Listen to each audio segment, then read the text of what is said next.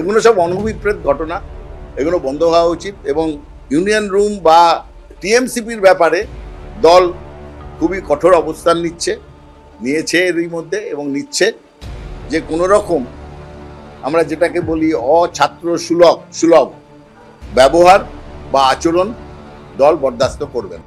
TMC সরকার কোনো জায়গায় বাদ রাখেনি ভালো সত্যি কথা বলতে, ধোবকথা বলতে।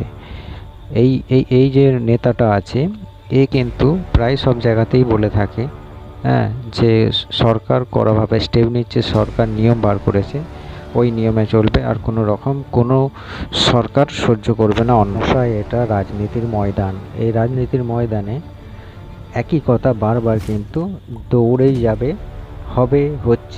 হতে থাকবে কয়েক বছর ধরে, কিন্তু তারপরও নারী আনসেফটি।